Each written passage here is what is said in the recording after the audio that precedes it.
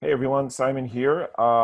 Just a quick video on how to use Horary chart or Prashna to determine the winner or who's going to win in an event. I was looking at this championship bout, and the question naturally came into my mind: who will win? And as many of you know, I've written a book about how to do this called Gambler's Dharma, and it's available everywhere on Amazon, on at all good bookstores. In fact, let me show you an image here. A little bit of self-promotion, shameless self-promotion. And in that book, I give you techniques to find who is going to win a given match. But in this video, I'm going to give you stuff that's in Gambler's Dharma, but also stuff that is not in Gambler's Dharma. So pay attention, and we're going to get right into the technique. So the moment a question wells up inside you, that is the moment you want to look at the chart.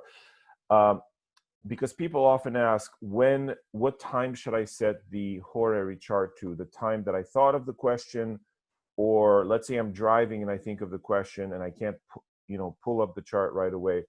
Different people have different methods. The way that my lineage and my teachers who have taught me have done it, and the way I do it, is the moment you're ready to sit down and analyze the chart at your time and place, that's when you do the chart.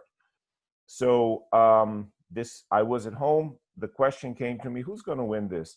More importantly, the question was, will the champion retain her crown? Because the champion here on the left, Amanda Nunes, is considered the best of all time. There's nobody even close to her in the women's any women's category. So she's a very, very heavy favorite. So my question was, will the champion retain her crown? So I'm going to show you a number of ways to look at the question, and I'm going to do something that I don't usually do, which is show you we're going to start with the Western tropical horoscope, and then we're going to go to the Vedic horoscope. So here is the tropical chart for will Nunes retain her title? Will the champion retain her title? Now, if you're not familiar with the Western chart, just hang tight. This may be a fun little ride through some Western or tropical astrology principles. So the first thing we want to look at when it's a champion is we want to look at the 10th house cusp. Now, if it's just two people who are not champions, it's just a normal competition, you look at the ascendant versus the 7th house. But when it's a championship, and I specifically ask, will she retain her title? Then we have to look at the 10th house, and then that indicates the champ, Nunes in this case. And then the 4th house indicates her opponent. Okay, so what we want to analyze is, well, is there anything on the cusps of these houses within 2 to 3 degrees? And the answer is no, there's nothing really affecting the cusp. So we move on to see what the ruler of these houses is doing. And the first thing I notice is, oh my God, Venus, the ruler of the 10th cusp, meaning Nunes, is combust. Wow. So combust is one of the worst things you can have, okay, particularly in the Western astrology horary chart. But I quickly noticed that, yes, it's combust, but the combustion is moving away. So the sun is increasing in degrees, Venus is decreasing in degrees because it's retrograde. So this is a combustion that has basically already happened, and it's on its way out. Now, it's still combust for sure, but in a few degrees it'll be over, which suggests to me that a couple of days before I did this, Nunes might not have been feeling good for the last week or so. I don't know. But still, for the sake of this chart, it puts the champion in a weak position. This is a big minus. Now, furthermore, a retrograde planet that is also retrograde in combust means slow. It's slow to start. Furthermore, Venus is not in a really particularly strong position by sign. It has no real dignity in the Western chart. So that's another minus. All right. Now, let's take a look at the opponent. The opponent is indicated by the cusp of the fourth house, and the ruler of that cusp is Mars. Now, Mars is in what's called in his own triplicity, meaning he has strength. If you don't know this stuff, at some point I'll be doing a course on this, so stay tuned. So Mars has fundamental strength. Mars is about 5 degrees and change from the cusp of the 8th house, and a planet that's about 5 degrees or less from a house cusp is considered to be in that house. So Mars is perilously close to being in the 8th, but okay, we'll keep a watch on that. So far, things do not look that easy for the champion. But what we always have to keep in mind is how much better is the champion than the challenger. And in this case, the odds of her winning were basically 6-1. She was like minus 600 something, meaning that she's 6 times better. She's considered to be 6 times better than the opponent. This is huge. Usually a person is maybe 1.5, maybe 2 times, minus 200, but she's considered 6 times better. So this is, there would have to be a lot of weakness for her to lose. Now, looking deeper into this chart, I saw, so the next thing you want to do is you want to look at the sun for the champion and the moon for the challenger. And so I'll actually spare you this this examination. The sun here is much stronger than the moon because the moon is about to go into an eclipse, and this is a lunar eclipse. This is not good for the challenger. It means she will be eclipsed massively. By who? By the sun, the champion. So that's a big, so we have what, 3 big minuses for the champ. We can hear this is the first big minus for the challenger. So the moon isn't also in a triplicity of the sun, so it's in a dignity of the sun. That's a mini minus. So when it comes to the karakas, the significators, the sun is definitely stronger than the moon. Even though the moon is about to be full, it's about to be eclipsed. It's a huge minus. Then the ruler of the 4th house is in Pisces. What happens with this is that this is the sign where Venus, the ruler of the 10th house, is exalted. That means that the challenger is in utter awe of the champion and is at her, basically, the champion can do whatever she wants. Even though the champion herself is not strong. The champion is feeling weak, combust, retrograde. So anyway, judging just by these factors, by seeing that the indicator for the champion was retrograde, first of all, indicating a slow start. It was combust, further cementing this idea that she's not going to be able to be as to show her strength as powerfully. That led me to believe that this fight would go the distance. I felt this would be a full 5-round matchup. And I have not made predictions, sports predictions, probably 6 months, maybe even a year. But I decided to go out on a limb and make a little bet. And the part of the reason is to show that, hey, this is what I predicted beforehand. So I felt that the fight would go the distance, and that, however, and Amanda would win the fight because she is the champion, even though she's combust, even though she's retrograde and not in a great dignity. She's just too strong, and the fact that the opponent's Mars is in the exaltation of Venus, meaning the challenger is completely feeling overwhelmed by the champion, and the moon about to be completely eclipsed. That was a no-brainer for me that Amanda Nunes would win, but I still had some doubts, and I'll show you about those in a second. So the thing about placing these bets, I also bet that the fight would go the distance, okay, that it would be a 5-round fight. And I made some smaller bets here that yes, it would complete 4 rounds, it would complete 3 rounds. And so I took advantage of the knowledge that it would be a kind of a, not a, like a sluggish performance or a slow start. I didn't watch the fight. People told me that Nunes completely dominated her opponent, but she couldn't put her away. And Nunes usually does. She usually either knocks him out or submits them in the first or second round. So anyway, so these are my wins. Now, I also placed some cover bets. A cover bet is something you do, oops, wrong way. A cover bet is something you do to cover your butt in case you're wrong. And so here are my loss bets. And anyone who is doing predictions needs to be completely transparent, in my opinion, so that you can see where they are right, where they're wrong. And that's my aim as well. So what I did was I placed some cover bets that maybe Felicia, the underdog, would pull it out just based on the fact that Venus was combust.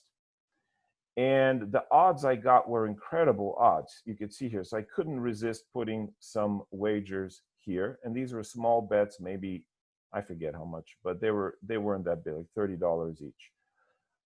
So these are my loss bets. But in case Nunes lost, then I would still be a winner using these cover bets.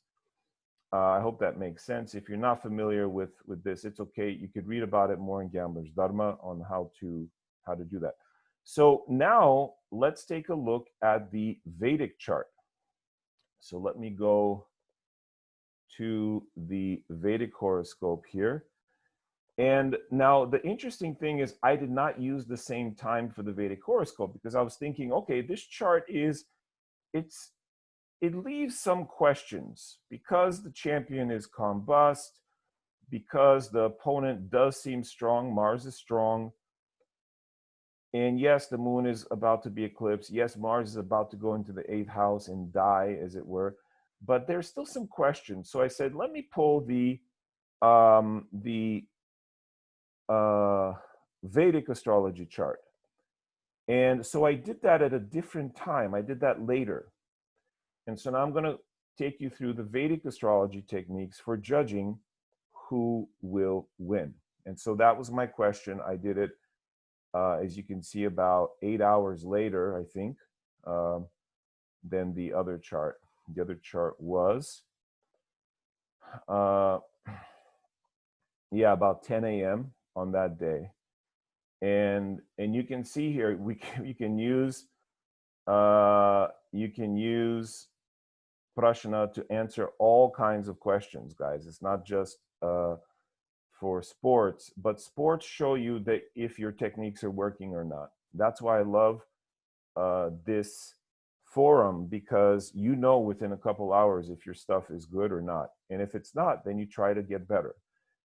So anyway, will Nunes win? That was my question. And so whenever it's a question of will someone win, they take the ascendant, her opponent gets the 7th house. And now we have the Vedic view, and here is the South Indian. The ascendant is Nunes, the 7th house is her opponent.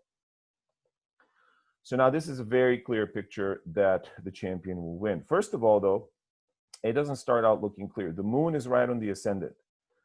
In sports, and this is only in sports, I found this to be the case, the moon indicates two things. The first is the public, who the public thinks will win, and clearly everyone in that stadium thought, or I don't even know if there was anyone in the stadium because of Corona, but everyone watching thought she would win because the moon is all for Nunes. But what happens, what I've noticed when the moon is on a cusp, it will slow down that person. It will make them a little lazy. It'll make them a little tired, a little too confident. And so that's actually not good for Nunes. It's a mild laziness that confirms what I thought earlier, that the fight will go the distance. The fight will take longer to finish than most people expect. Yeah, that's the first thing. The second thing then is, if we look at the ruler of the ascendant, it's in decent condition, no issues there.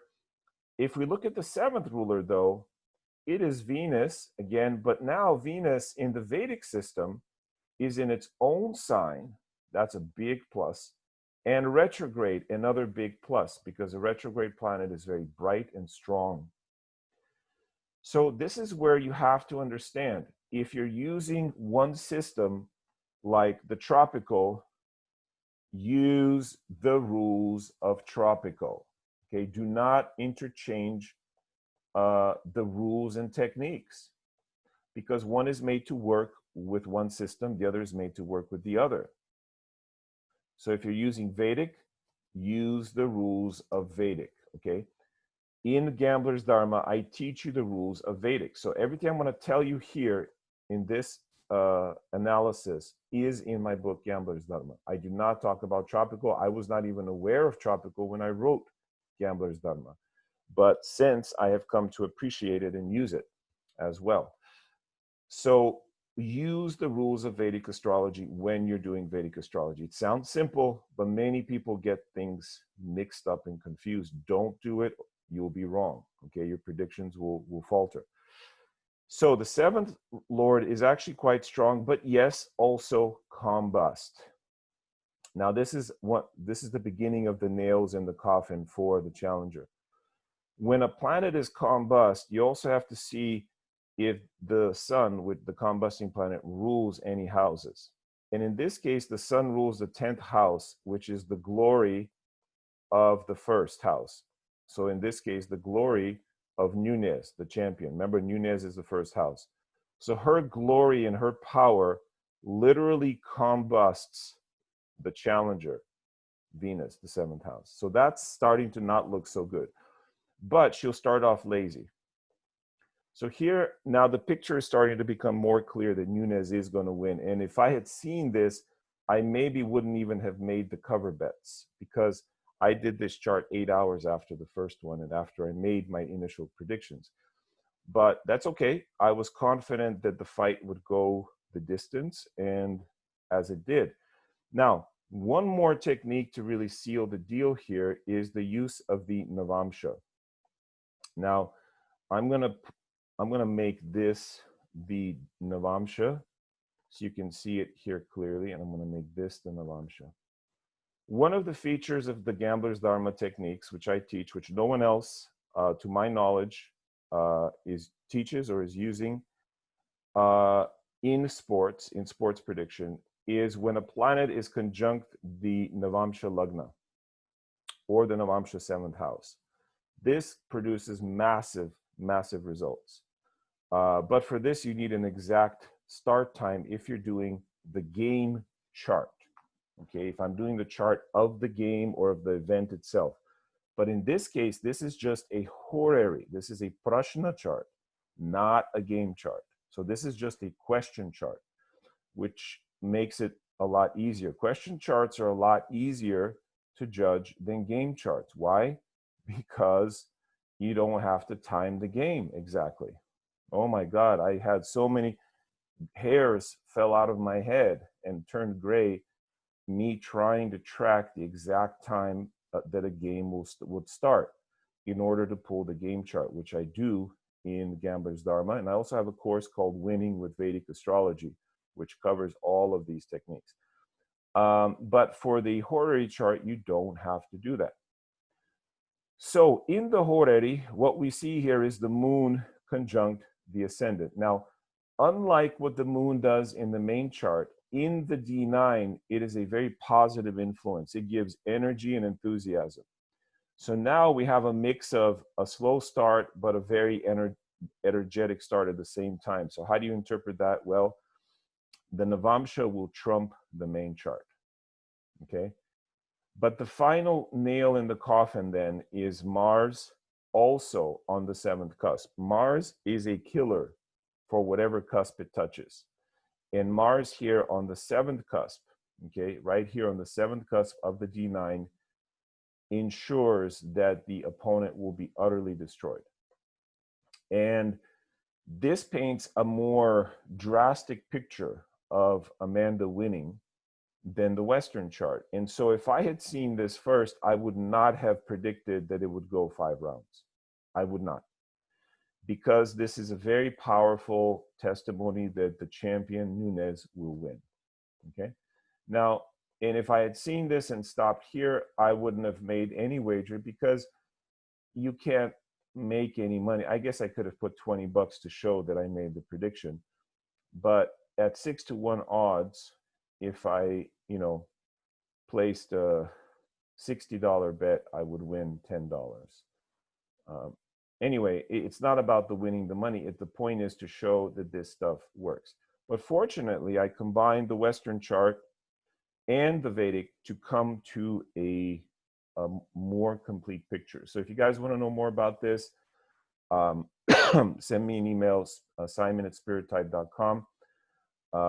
At some point, I will be doing teaching more on the Vedic and the Western methods that I use, particularly the power of horary astrology, or prashna, to show you the outcome of an event, the outcome of, like, will Bitcoin go up this week? Will Kamala Harris be Joe Biden's, or who will be Joe Biden's running mate?